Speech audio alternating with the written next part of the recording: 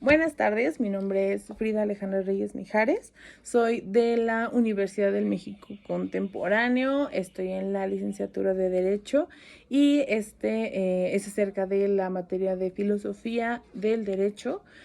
Hablamos de mi disertación que es acerca de las normas jurídicas.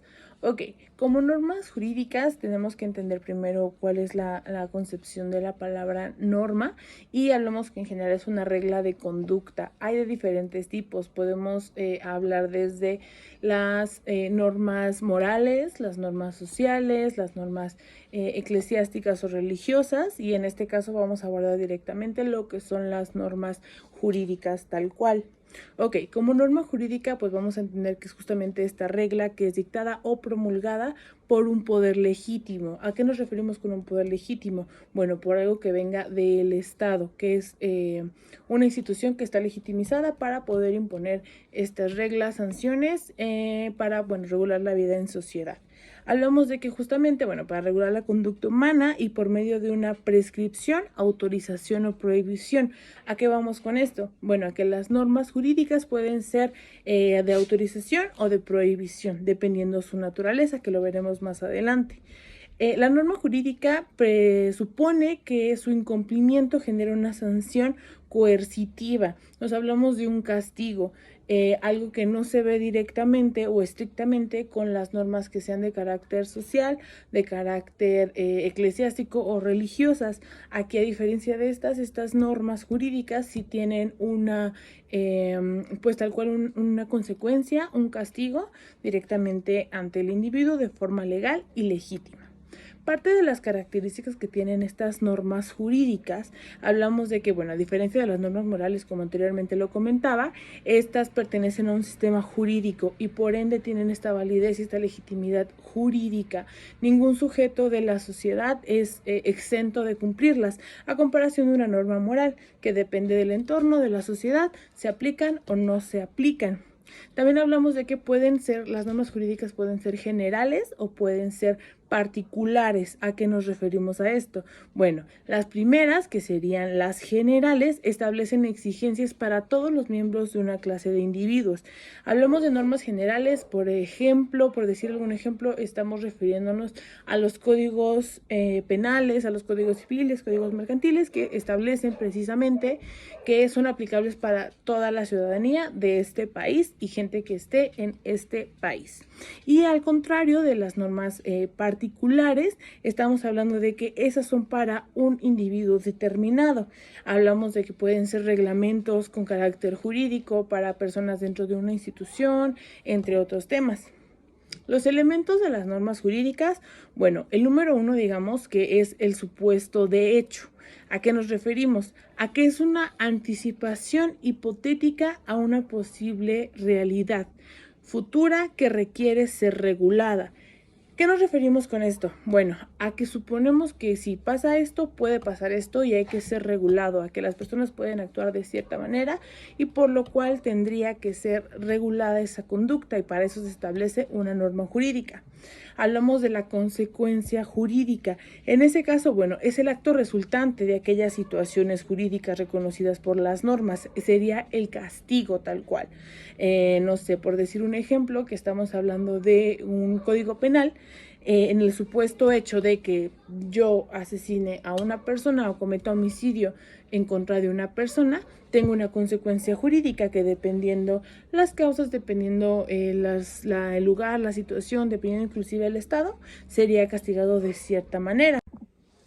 Ok, continuando con el tema, específicamente con el autor Kelsen tal cual mencionaba que la norma jurídica no solo tiene una aplicación en cuanto es ejecutada por un órgano u obedecida por los particulares. Por órgano, pues entendemos una institución del Estado, una institución de poder y que representa justamente el orden, que no solamente es cuando es ejecutada por un organismo de esta naturaleza o obedecida por los particulares, que en este caso los particulares somos los ciudadanos, no solamente ahí tiene una aplicación, no solamente cuando es ejecutada, sino también que sirve como base para establecer un juicio sobre la legalidad del actuar de ambos. ¿A qué nos referimos? Bueno, que las normas jurídicas van a establecer qué se puede y qué no se puede hacer. Van rigiendo nuestro actuar, tanto de nosotros como ciudadanos, como de las instituciones en sí, representando este tema de poder. Es muy importante esta parte porque si no tomamos anticipación ante ciertas conductas que pueden ser asociales, que perjudiquen para la sociedad, entonces tendríamos que actuar solamente cuando pasan los hechos, generar una norma solamente cuando ocurren las situaciones, y lo ideal sería que se pudieran hacer normas justamente para disuadir y que puedan regir nuestra forma de actuar, que sea de una manera más armoniosa y mucho más completa en cuestión, ciudadanía, sociedad. La siguiente diapositiva nos habla de que la norma jurídica ostenta diversos sentidos. ¿A qué nos referimos? Bueno, a que tiene, aparte de características, también tiene diferentes formas de interpretarla o formas de utilizarla. Como primer punto, podemos hablar de que la norma es un documento y que tiene que estar dotada de autoridad. Regresamos justamente al tema de la legitimidad, de que no es cualquier ente que pueda hacer una norma de carácter jurídico, porque tiene que pasar por un proceso, más adelante lo vamos a abordar, entonces tiene que ser dotada de autoridad. Como segundo punto, hablamos de como costumbre jurídica o prácticas sociales que incorporan una actitud normativa. ¿Qué entendemos por una actitud normativa? Bueno, a que esta costumbre jurídica se va estableciendo las bases de una sociedad. Nos referimos justamente a que también ese tema de disuadir el delito es muy importante. Como tercer punto, hablamos como unidad abstracta del discurso jurídico utilizado por los juristas. Aquí hablamos más específicamente de los estudiosos del derecho y unidad abstracta. ¿A qué se refiere? A que la norma jurídica es interpretativa. Dependiendo del sentido que se le dé, se puede aplicar. Esto no aplica para todas las normas. Hay normas que son muy literales, muy específicas y muy descriptivas, pero hay algunas otras normas que dan esta pauta a ser interpretadas, y son los juristas, estudiosos de derecho, abogados, quienes se dedican a darle esta interpretación a la norma.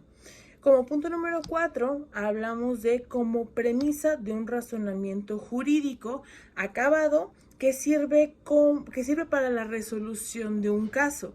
Bueno, hablamos de que menciona aquí la parte de la premisa de un razonamiento jurídico acabado.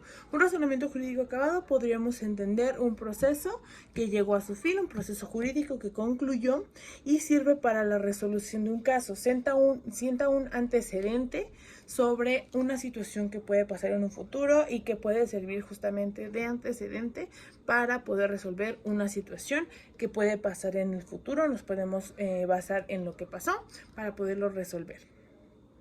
Como punto número 5, hablamos de como norma implícita. Las normas jurídicas, se conjugan entre sí, y hay algunas normas que son implícitas, dependiendo de la materia a la que nos estemos refiriendo en particular.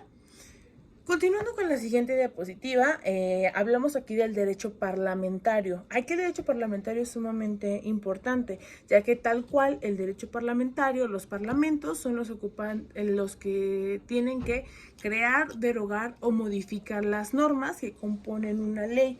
En el Estado mexicano, estas normas se van pasando por un proceso jurídico. Este proceso jurídico es complejo, lleva su tiempo, pero requiere la aprobación de diferentes poderes para que se asegure, se garantice para la ciudadanía que se están haciendo de una manera justa, de una manera equitativa, que se están haciendo para el bien de la sociedad y no para algunas personas. Entonces, eso es lo que establece el Estado mexicano. Continuando con la siguiente diapositiva, aquí vemos algo muy importante. Habíamos mencionado al autor Kelsen. Bueno, aquí vemos la pirámide kelsiana. ¿Qué es la pirámide kelsiana?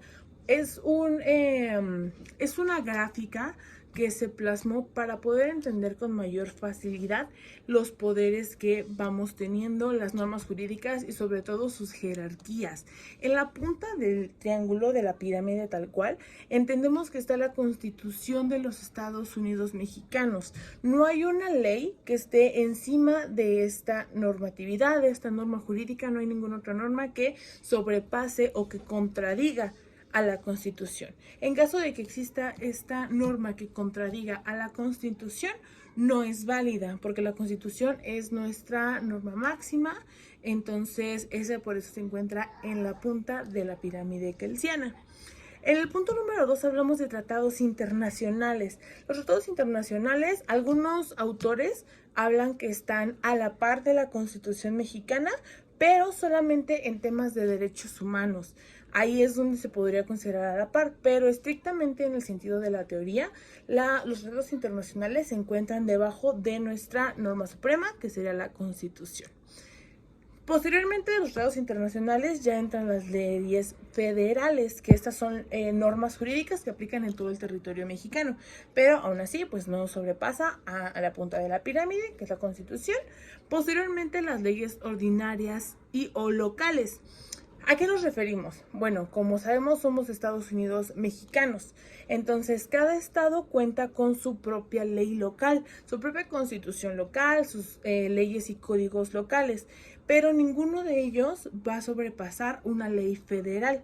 Cuando la ley federal indica algo que puede ser contrario o no a las leyes locales, entonces bueno, ahí va a depender de la interpretación que se le dé, pero en realidad pues tiene más poder una ley federal.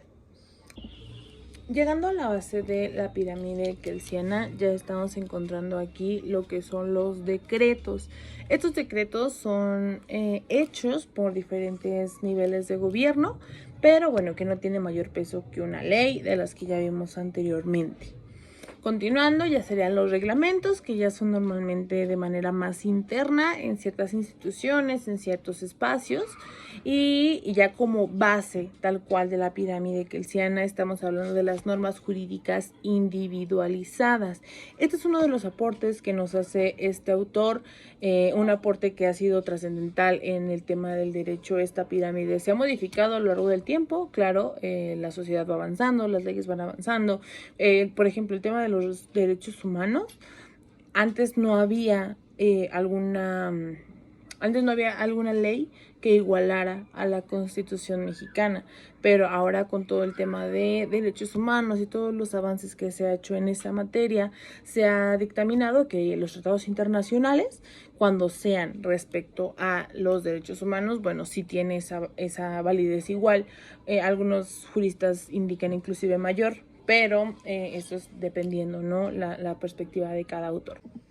Retomando el tema del autor Hans Kelsen, aquí, bueno, parte de las conferencias que vamos a ver ahorita, la primera conferencia es impartida por el Centro de Estudios Universitarios en Materia Jurídica. Aquí nos habla un poquito más el ponente acerca de la interpretación de la norma y cómo se hace dependiendo pues el personaje que la esté interpretando. En la segunda conferencia que vamos a ver a continuación, aquí nos habla el maestro Jorge Esquivel Surbil, que hablamos justamente de Hans Kelsen y sus teorías acerca del derecho. Como es un poquito controversial el tema de Kelsen en el tema jurídico, ya que, bueno, le abarcaba lo que es la teoría pura del derecho. Algunos lo llaman inclusive derecho hueco, ya que Kelsen hablaba de que el derecho tenía que ser puro, no tenía que estar inmiscuido entre otras ciencias, otras disciplinas, otro tipo de campos de estudio, para que fuera completamente imparcial. Y esa es alguna perspectiva que tenía este autor, que era muy, digamos, muy marcada, que era sí o era no. Si era culpa, si lo había hecho, entonces significaba que tenía que recibir tal castigo. Pero bueno, como sabemos, hay ciertas interpretaciones, hay muchísimas situaciones que pueden pues no necesariamente legitimizar el actuar de una persona, pero sí puede tomarse ciertas situaciones en perspectiva. Y bueno, es un poquito de lo que nos habla esta segunda conferencia.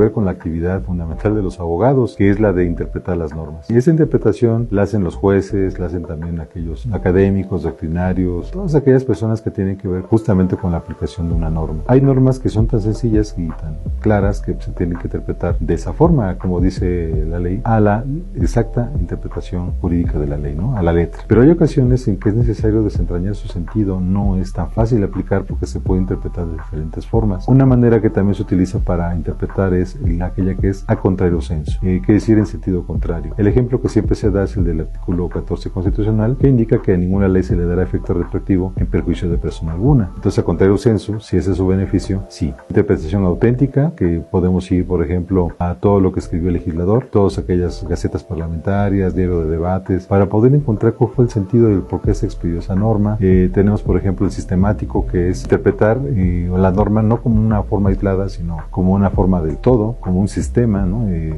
Todo el contenido normativo es el que le da sentido a esa norma. También tenemos la interpretación histórica, habrá que ir a la historia para ver qué fue lo que originó la creación de esa norma. Y así tenemos diferentes formas de interpretación de una norma, que es muy importante para poder ahora sí que saber cuál fue el sentido que le quiso dar el legislador y que a lo mejor al momento de redactarla no quedó tan clara porque simple y sencillamente no está prevista en el cuerpo legislativo. Entonces, en esos casos no solamente hay que interpretar, sino también integrar las normas. Así que bueno, vamos a ser rapidísimos. Hans Kelsen parte de la teoría de la norma jurídica basándose en John Austin. John Austin dice que es el soberano quien da mandatos, ordena con una coacción, con una amenaza, para que se cumplan las órdenes del mandato del soberano, del monarca, del rey. En el caso de Hans Kelsen no es así. Hans Kelsen, cuando elabora la teoría pura del derecho, nos presenta un derecho hueco, un derecho vacío, donde no hay psicología, no hay política, no hay moral. Es un derecho sin psicología. Y entonces la fuerza de la aplicación del derecho viene de la validez. Una norma jurídica es válida porque pertenece a un orden jurídico. Y es por ese orden jurídico que se tiene que aplicar. Las normas, según Hans Kelsen, son hipotéticas y son categóricas. Son hipotéticas cuando son generales. Si es A, debe ser B. Aquel que comete el delito de homicidio debe ser privado de su libertad con una pena privativa de 8 a 20 años. Ese es un ejemplo de norma jurídica hipotética. En cambio, una norma jurídica categórica es la sentencia. Juan Pérez Pérez es responsable penalmente del delito de homicidio y debe ser sentenciado con 20 años. Bueno, esas son algunas de las diferencias de las normas jurídicas que presenta Hans Kelsen. Les dije que explicar Kelsen en 3 minutos me iba a llevar mucho tiempo, así que quizás en otra cápsula lo veremos al mayor detalle. Como conclusiones, podemos hablar muchísimo más acerca de las normas jurídicas, su aplicación, sus características, la forma en la que se dictan en nuestro país, pero a grandes rasgos hablamos de que las normas jurídicas definitivamente son indispensables, son de alguna manera cambiantes, se van adaptando de acuerdo a la sociedad que constantemente va creciendo, va cambiando, va evolucionando, se van adaptando.